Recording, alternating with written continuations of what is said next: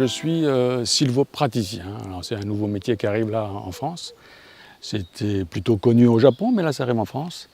Sylvopraticien, mais praticien de la forêt. Donc on essaie de voir tout ce qu'on peut faire avec les arbres et autour des arbres.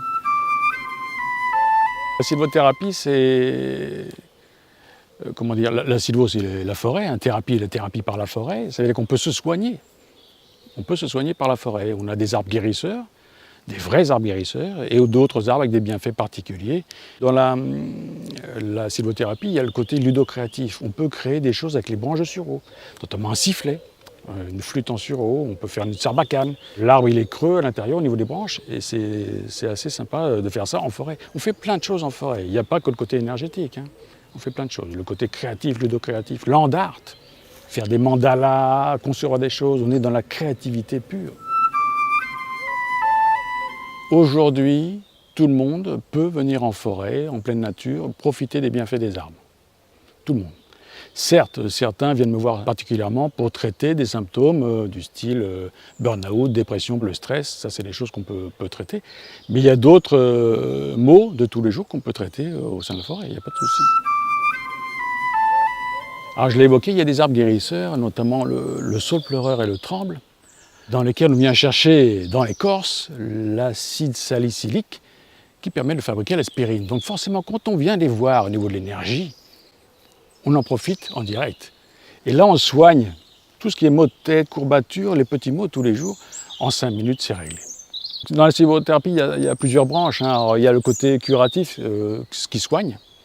Là, on profite, en étant dans le parc en forêt, de ce que renvoient les arbres, ce qu'on appelle les phytoncides. Ce sont des molécules qui les protègent des parasites. Et comme ça les protège eux, ça nous protège nous contre les petites maladies en pénétrant à travers les pores de la peau et les voies ORL. On a tous un arbre protecteur qui nous correspond en fonction de son jour et mois de naissance. Ça, c'est le calendrier celte qui a permis ça.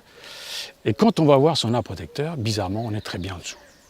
Il n'y a pas besoin de faire quoi que ce soit, aller chercher l'énergie, on est très bien en dessous. Alors, les arbres sacrés, il y en a 7, avec des pouvoirs particuliers qu'on retrouve quand on va les chercher au niveau énergétique. Je pense à l'aulne, le bouleau, qui est le détoxifiant, qui est intéressant, le bouleau.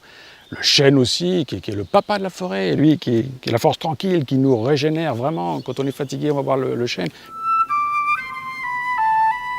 Et dans l'ouvrage, il y aura 120 défis à faire, 120 activités qu'on peut faire avec les arbres ou autour des arbres.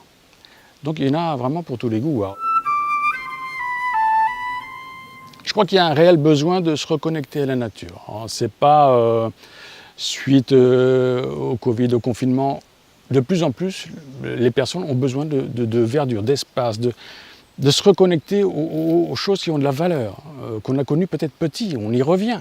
J'avais besoin de transmettre des choses parce que l'objectif c'est quand même, certes, d'en faire profiter le maximum, mais aussi que les personnes qui vont lire, les lecteurs, puissent s'y retrouver et dire « Ah ben oui, là, cet arbre-là, il correspond à peut-être un moment de ma vie, j'ai besoin d'en savoir un peu plus sur cet arbre-là, qu'est-ce que je peux faire avec, qu'est-ce que je peux faire autour ?»